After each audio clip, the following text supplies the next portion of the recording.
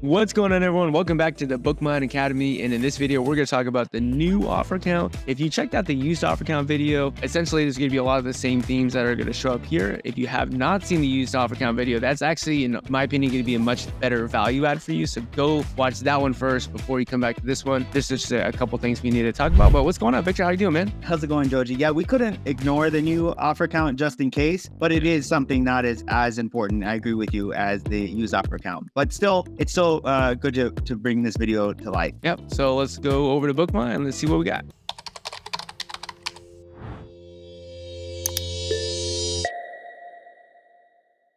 All right, so we're over here on BookMine, and what we're gonna do is just maybe open up a couple of listings here. Now, generally, Victor, would you say there's gonna be more new offers or more people selling a book in new condition on books that sell more frequently or books that sell less frequently? Oh, yeah. So the new sellers want to be on books that are selling quite frequently. So if you move that selling meter that's on the bottom to say 6, 7, past 6, you're gonna find a ton of books. Almost all of them will have new offers throughout the year. Right. And if you're at the 1, 2, 3 level, unlikely you're not going to find very many sellers with new offers. Right. Let's just click on this, one of the first books that comes up here. And again, if you haven't watched the used offer count video, you have no idea where you would find this. So essentially, the first time that you are going to download Keepa, you're only going to see one graph like this. And this graph has, all the other things that we've talked about already in the BookMine Academy. But if you want to see new offer count and also used offer count, you got to click this button down here called More Historical Data. That's going to show us this bottom graph. And the line that we're going to be paying attention to in this video is going to be that blue line, which represents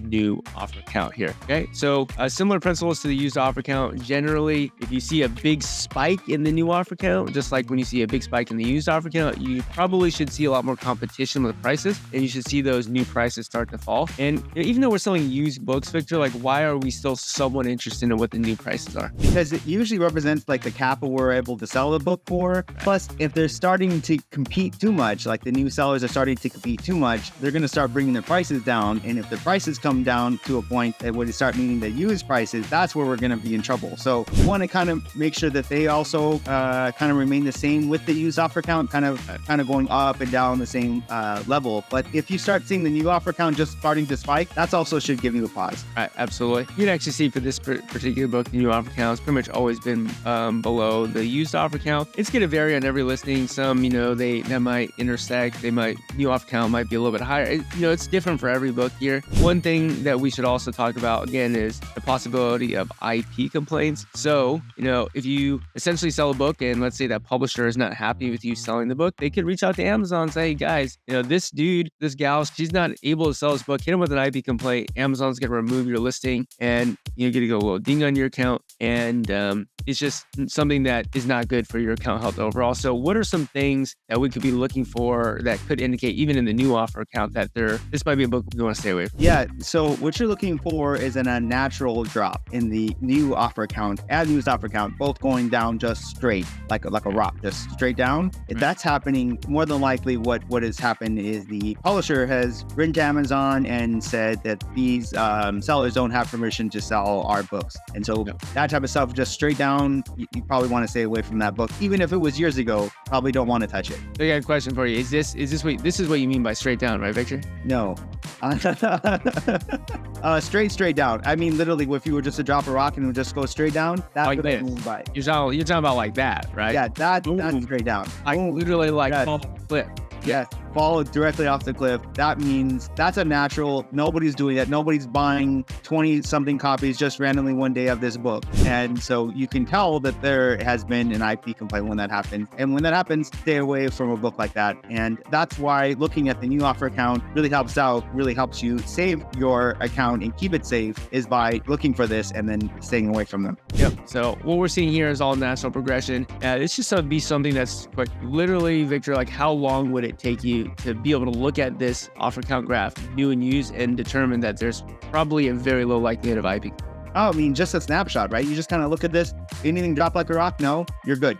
Good. Then you're able to buy and sell this book. Yeah, and for some people who are going through the BookMine Academy, somewhat newer to Keepa, they might be asking themselves like, oh my gosh, do I really have to be thinking about IP complaints in every single book? I mean, what would you say, Victor? Like, what percentage of the books that we sell might potentially even have something like this in the graph? A small percentage. We're over here. We're over here making sure that your account stays safe. It's a priority for us to make sure that happens. But it really, you shouldn't like stress yourself so much about this. It's a small percentage. And if if you're really stressed out, we actually have the safe not safe on BookMine. You can go in and click on the safe not safe. If you want to make sure you're staying away from those major publishers, click just safe, and you'll be much safer off than you were before. And more than likely, the vast majority of those books for sure don't have IP complaints on them. Right. So you can see, let's go and just reset this real quick. You can see currently with BookMine, we've got about 2,900 books that we think are very likely to be profitable. If we go and just say that we only want to look at safe books, now we're down to 2,200. So quite a few books that are to be cut off there, and that's because they come from the big textbook publishers. And if you know anything about textbooks, I guess if this is your first time hearing about it, there's a couple of big publishing brands that definitely could go after sellers, right? There's basically a law firm that represents all those major textbook publishers, but essentially they can go after your account for specific books that are very likely to be counterfeit. And so what we're doing is just getting rid of those specific publishers that have those issues. And so here you go. This should be way safer than the other list. Not to say that the other list is something that, not to say that if it's not safe, that you absolutely shouldn't buy it. It just means that it's not made by those publishers. There's going to be tons of books, even in the not as safe, that you probably wouldn't get an IP complaint for, right, Victor? Right. We're doing it out of abundance of caution, right?